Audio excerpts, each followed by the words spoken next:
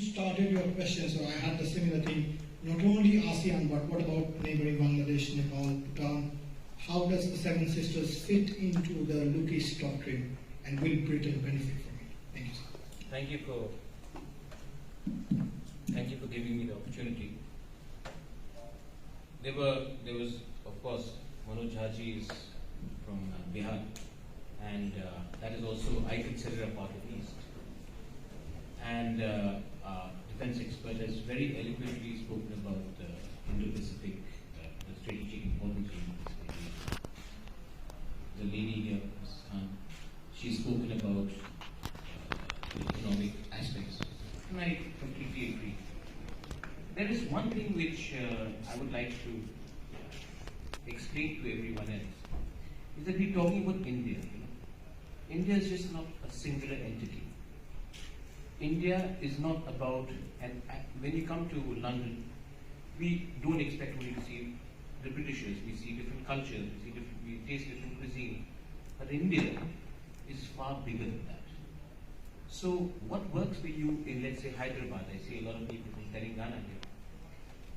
What works for you in Hyderabad may not work with someone, this lady who's from Canton. There are different rules. What works in Uttar Pradesh need not work in Tamil Nadu. So one has to understand that what are you coming to India and dealing with? Does the future of India lie in its big cities? I think we're saturated. That's why we have a lady like Angela Rayner, who's from Stockholm, and she's probably projected as a leader for the future. We have our honorable former minister and very someone I really look up to, Salman Khurshid, and he's from Farooqa. So I don't think that the idea of India lives in the cities anymore. It did to simplify things, but no, I don't think so. Now yet, let's look at it from a strategic point of view. I'll talk about politics later, because I need to also get back to that. We cannot forget our original profession. But let's talk about strategically. China is a threat. Everybody is saying China is a threat. Where is China a threat? In Uttar Pradesh? No. Is China a threat in Nepal? Absolutely. They are controlling the entire influence of China is there. The Chinese influence in Myanmar, which is just next to us. The China coming into Sikkim and the Finger area, taking in territories from Bhutan.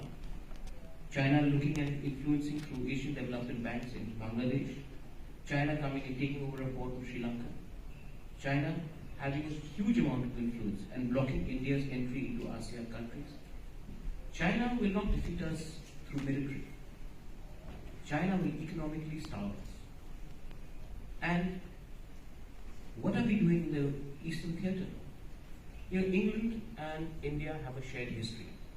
We talk about colonialism. I grew up in a school. I studied in a school which was Irish Brothers. We have a Welsh mission in Shillong where 80% of the children have been born. You have Loreto Convent. You go to Darjeeling, you see St. Paul's, Guildhalls. The entire education system in the East was not done by the government of India. It was actually by the British. The health system in many parts of the East have been actually created by the missionaries who are also British. So to say that just because somebody in Madhya Pradesh is uncomfortable with the idea of British colonialism does not mean that it actually affects us in the Northeast. The Northeast thinks differently.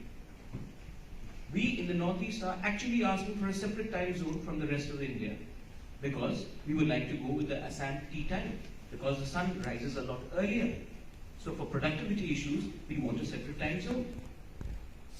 So to completely say that India is this, and because the national media's obsession, and Manoj Jha would actually, the national media's obsession with what is happening in New Delhi, or what's happening in Mumbai, or what's happening in Bangalore, does not mean that a person from Bhagalpur, or a person from Tripura, or a person from Meghalaya or Mizoram have a lesser life. And the justification that I hear is, oh, but your population is so less. I'll give you an example. This election, can I have a mic? वो कहते हैं ना कि mic बंद करने से आवाज बंद नहीं होती, अमिताभ बच्चन ने कहते. So the entire obsession. So I'll give you an example of the recent election which happened in Goa. Goa's population is smaller than that of Manipur, but all the national TVs were in Goa. They have lesser amount of legislative seats, but they were all in Goa, and they cover Goa more than Manipur. So it is not about population. It's about how connected you are with another part of India. I'm very happy that I'm sharing the stage here with Manoj Haji. My sister is married in Bikram. We have a long history with Darbhanga.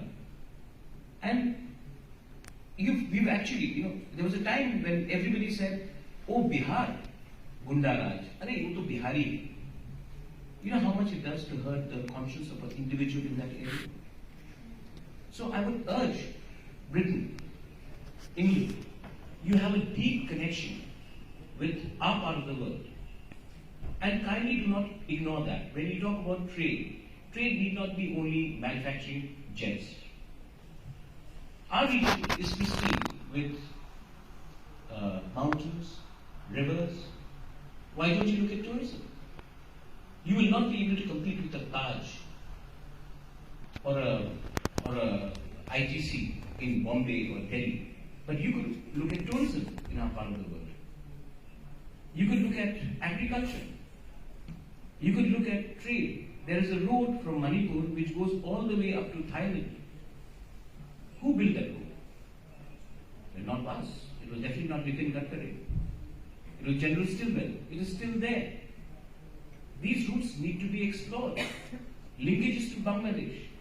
We all look upon Bangladesh, some people even call them through different names, which I will not say here.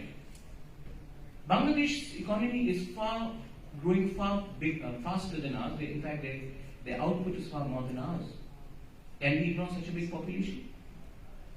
Can we identify a population purely on the basis of how they look, what they speak, or which religion they preach?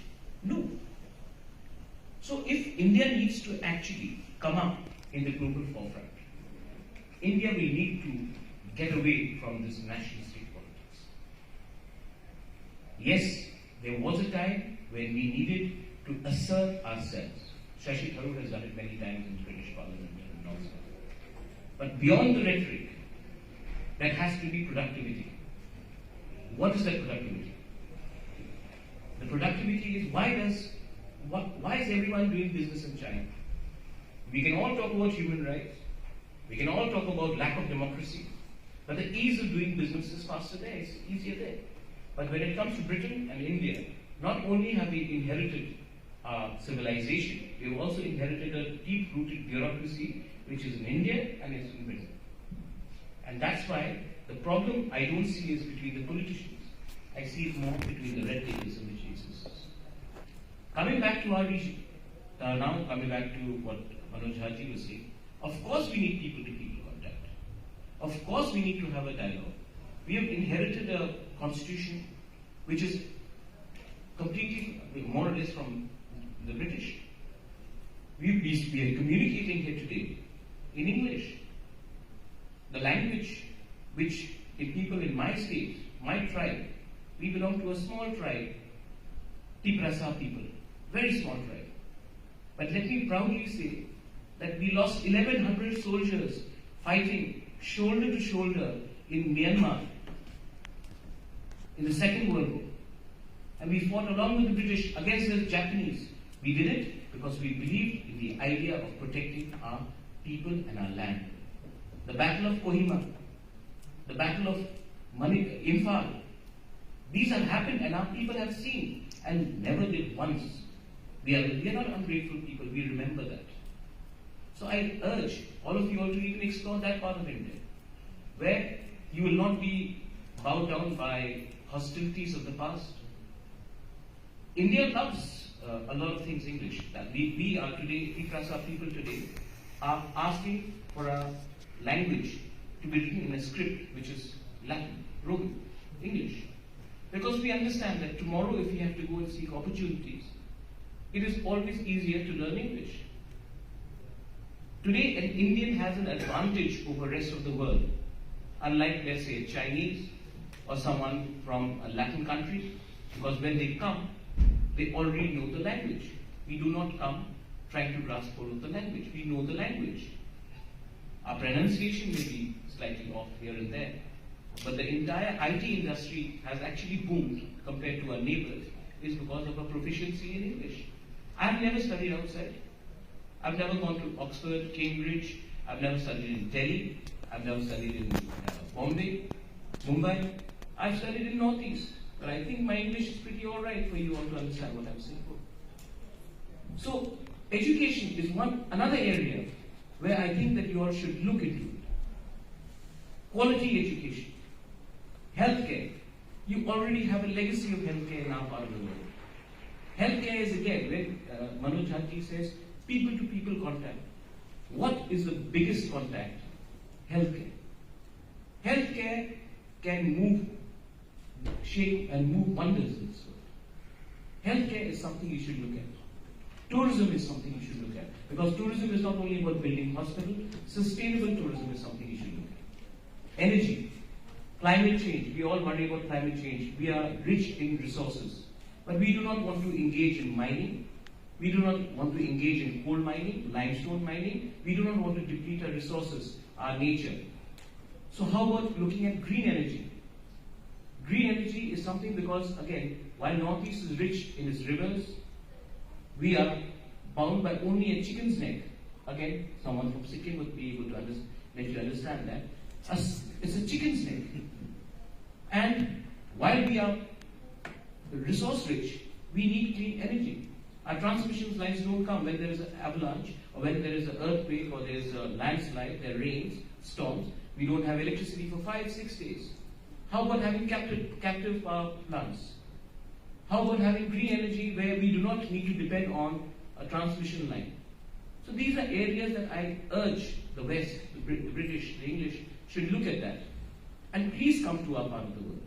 I have not come here to pitch about the rest of India. There are many more capable people here who will pitch about the rest of the country. What I've come here is to pitch about my part of the country, and we love our country. But we want you to explore something where there will be less hostility, there is direct land links. With the Chittagong Hill Port, you have a direct port link, and come with English, come with the language education, come with healthcare, come with tourism, come with green energy, and we will be more than happy to accept you with welcoming arms. We have done it before, and we will do it again. And that is a commitment that we can give you, and this is a commitment which will remain. It has remained for centuries, and it will remain for the decades to come. But you have to take the first step. Well, I will come back. Thank you.